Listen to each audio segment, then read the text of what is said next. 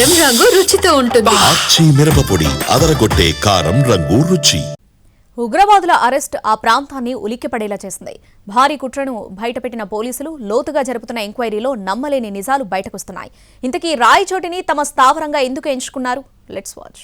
ప్రశాంతంగా ఉండే అన్నమయ్య జిల్లా కేంద్రం రాయచోటిలో ఉగ్రవాదుల అరెస్టుతో అలజడి చెలరేగింది. తలదాచుకోవడానికే కాకుండా దేశంలో పలుచోట్ల విధ్వంసం సృష్టించేందుకు అవసరమైన బాంబుల తయారీకి 2 టెర్రరిస్టులు అడ్డాగా చేసుకున్నారు.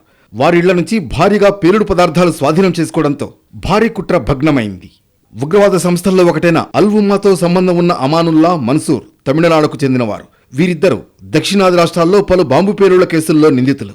26 ఏళ్లుగా తమిళనాడు పోలీసులు వీరిని పట్టుకునేందుకు ప్రయత్నిస్తూనే ఉన్నారు. 20 ఏళ్ల క్రితం రాయచోటికి మకాం మార్చడంతో పాటు పేర్లు కూడా మార్చేసుకున్నారు. చిరు వ్యాపారుల్లా అవతారమెత్తారు. తమిళనాడు యాంటీ టెర్రరిస్ట్ స్క్వాడ్ గతంలో నమోదైన కేసుల్లో 2 గుర్తించి అరెస్టు చేసేందుకు నాన్ బెయిలబుల్ వారెంట్తో రాయచోటి వచ్చి లోకల్ పోలీసుల్ని కలిశారు. వీరి అరెస్ట్ తర్వాత ఇళ్లల్లో సోదాలు చేసి మందుగుండు సామాగ్రి, బాంబులు, ఉగ్ర సాహిత్యం, రైల్వే మ్యాప్లు, డైరీలు స్వాధీనం చేసుకున్నారు. సోదాలు చేస్తున్నప్పుడు వారి భార్యలు అడ్డుపడి నానా హంగామా చేశారు. ఇటు 2 సూట్ కేస్ బాంబుల్ని తనిఖీల సమయంలో నిర్వీర్యం చేశారు పోలీసులు.